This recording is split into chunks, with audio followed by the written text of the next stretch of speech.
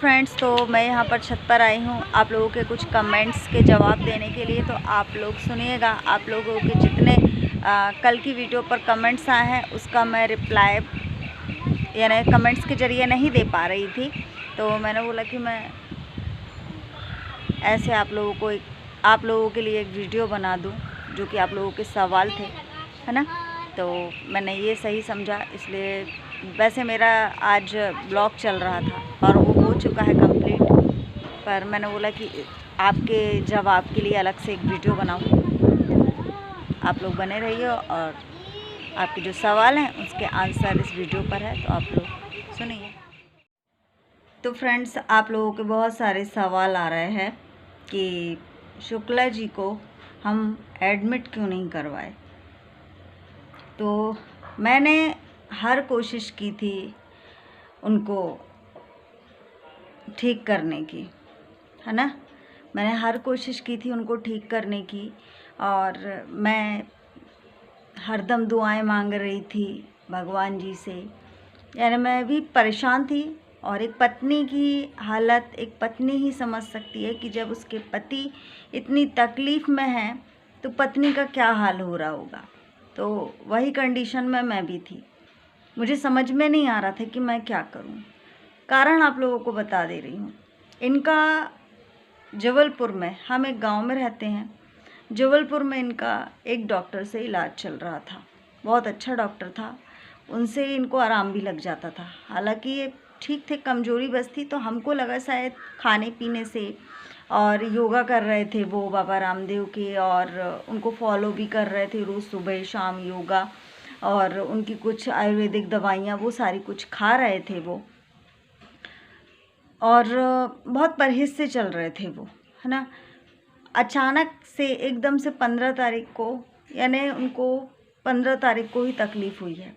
अगर कोई एक चीज़ होती तो हम उसको सोचते भी कि ये चीज़ है ना। पर उनको दाढ़ में भी दर्द हो रहा था, फीवर भी आ गया था, राइट नहीं, बाईं तरफ उनको दर्द भी होने लगा था। और उसके बाद जब हम डॉक्टर के यहाँ जब हमने कोशिश की, इनसे बोला मैंने कि चलो चलते हैं, तो ये इनकी बिल्कुल इतनी हिम्मत ही नहीं थी कि ये बिस्तर से उठ पाएँ। तो वो उनकी हिम्मत नहीं थी जाने की घर से। फिर भी हमने कोशिश करी, मैंने कपड़े पहनाए, कंघी की कि चलो। फिर उन्होंने हिम्मत बांधी, उनको हम ले गए, मैं ही ले गई थी। इंजेक्शन लगवाया। यहाँ पर इस गांव में ज़्यादातर 3-4 ही डॉक्टर हैं, वो भी अभी जब उनकी तबीयत ख़राब थी, ऐसा सिचुएशन चल रहा था कि कोई डॉक्टर दिखना नहीं चाहता था, है ना। अगर किसी डॉक्टर से अपन ये बोलते थे ना कि सांस चल रही है या फिर फीवर है या कुछ, तो वो डर जाते थे पहले ही, तो वो मना कर देते थे। मैं कह रही हूँ, मैंने तो उनकी 4 महीने से सेवा की है और मैं इनके साथ रही हूँ। कोरोना तो था ही नहीं, ये तो मुझे कुछ होता ना, मेरी बच्ची को कुछ होता, सेवा तो हम लोगों ने की, पर हम लोगों को कुछ नहीं। जब उनको था ही नहीं तो हम डॉक्टर विश्वास नहीं करते थे कि नहीं, हम ऐसे नहीं देखेंगे, मना कर देते थे। जैसे तैसे एक डॉक्टर हम लोगों ने मिला हम लोगों को, तो हम लोगों ने वहाँ यानी पास के पास, तो उस डॉक्टर ने भी बोला कि जहाँ पर इलाज चल रहा है वहाँ लेके जाओ। उस समय बिल्कुल समझ में नहीं आ रहा था कि हम कैसे कहाँ ले जाएं, क्या करें। कोरोना चल रहा है, सारी जगह लॉकडाउन है, हम कहाँ से क्या करते। हमने पूरी कोशिश करी।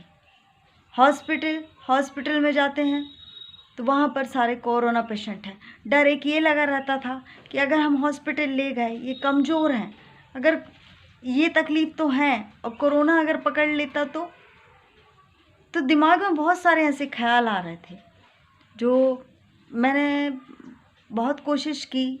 एक बात यही बताऊंगी, एक अकेली औरत क्या क्या करेगी, है ना। आप लोगों के, मैं जान रही हूँ कि आप लोगों के बहुत सारे सवाल होंगे कि आपके घर में कोई नहीं है, ये वो, तो मैं उस विषय में कोई बात नहीं करना चाहती हूँ, है ना। मैं इतना जानती हूँ कि मेरे पति के साथ मैं थी, 4 महीने से तबीयत खराब थी, मैं जानती थी, और मुझसे जितना हुआ गवर्नमेंट इलाज भी करवाया, प्राइवेट इलाज भी करवाया, हर चीज़ करवाया। कंडीशन ऐसी फंस जाती ना कि सारी बात तो मैं कैसे शेयर। आप लोग ये भी बोल रहे हो कि लापरवाही थी, अगर शुक्ला जी को किसी अच्छे डॉक्टर के यहाँ ले जाते तो सब कुछ ठीक हो जाता। अच्छी बात है, हो जाता, मैं भी यही चाहती थी। यहाँ से करीब आधे घंटे की दूरी में गांव से बाहर निकलते, यानी गांव से बाहर निकलते शुक्ला जी ऐसी हालत में नहीं थे, वो बिस्तर से उठने की हिम्मत नहीं थी उनकी। बड़ी मुश्किल से वो पास के ही क्लिनिक गए थे। मैं अकेली कहाँ ले जाती, आप लोग ये सोचो।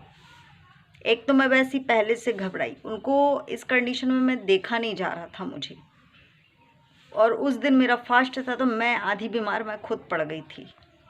इतनी मैं मजबूत नहीं हूँ, मैं भी एक इंसान हूँ, मुझे भी दर्द होता है, हर चीज़ है। बहुत ज़्यादा मैं घबरा गई थी, समझ में नहीं आ रहा था क्या करूँ, बस ये सोच रही थी कि उनकी तकलीफ़ दूर हो जाए।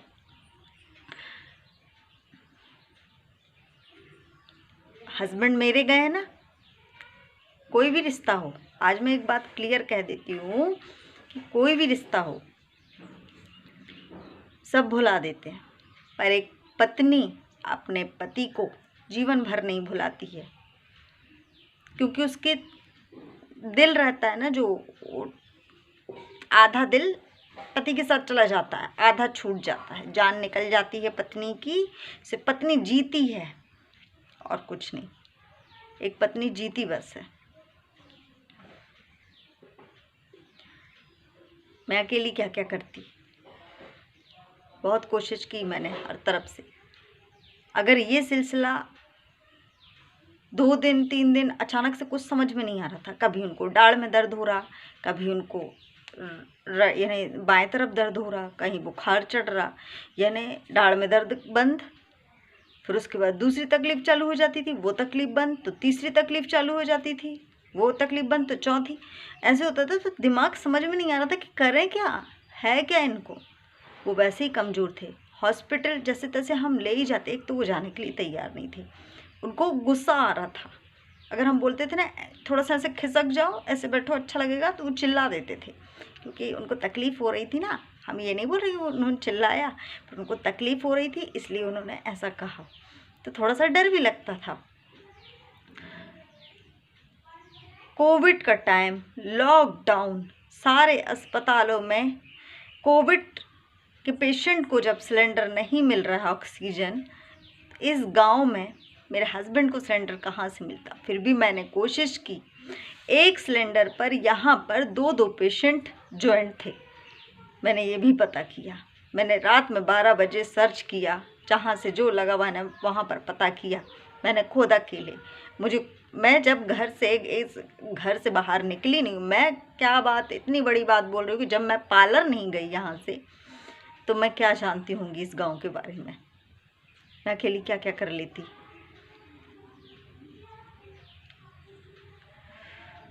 और क्या बोलूँ आप लोगों से, बहुत बड़ी कहानी है मेरी, बहुत बड़ी कहानी है। ये है कि मेरा जीवन शुक्ला जी थे, मेरे ससुराल में जो थे वो मेरे शुक्ला जी थे, मेरे पति ही सब कुछ थे, वही थे सब मेरे। मेन चीज़ इस दुनिया में एक औरत के लिए पति से बढ़कर कुछ नहीं होता है। पति नहीं, दुनिया खत्म। ये अभी कुछ 12 बजे वीडियो पब्लिश किया था मैंने, तो उसमें कुछ क्वेश्चन आ रहा है ऐसे, तो मुझे जो सही लग रहा और जो मेरे ऊपर बीता वो मैंने उसका जवाब दिया है, सच है ना। जो भी लापरवाही हुई, जो हुआ, उसका जो कर्ज है मैं चुका रही हूँ। मुझे तकलीफ़ हो रही है, सब भूल जाएंगे, सब भूल जाते हैं उस बात को, क्योंकि सबके सब हैं, मैं अकेली हो गई ना। सबके सब हैं, सिर्फ मैं अकेली हुई। सारी बात मैं नहीं बता सकती यहाँ पे। तो आज मेरे मम्मी पापा की एनिवर्सरी थी, मैंने सोचा कि उनके बदौलत मैं हूँ यहाँ पर, तो मैं और शुक्ला जी को भी बहुत दिन हो गए हैं, तो मैं ये सोच रही थी कि अब मैं नहीं रोऊंगी, अब कोशिश मैं पूरी करूंगी कि मैं ना रोऊं, है ना। फिर आगे देखते हैं क्या होता है, और मैं पहले जैसी लाइफ जीने की कोशिश करूंगी। शुक्ला जी मेरे साथ हैं, हमेशा साथ रहेंगे। श्रेया है, उनकी इतनी बड़ी निशानी है मेरे पास, है ना। पूरी कोशिश करूँगी श्रेया की पूरी परवरिश अच्छी हो, अच्छे संस्कार मिलें और अच्छे स्कूल में पढ़े। और मेन चीज़ ये रहता है कि बच्चों में संस्कार अच्छे होने चाहिए, चाहे वो गवर्नमेंट स्कूल में पढ़े चाहे प्राइवेट स्कूल में पढ़े।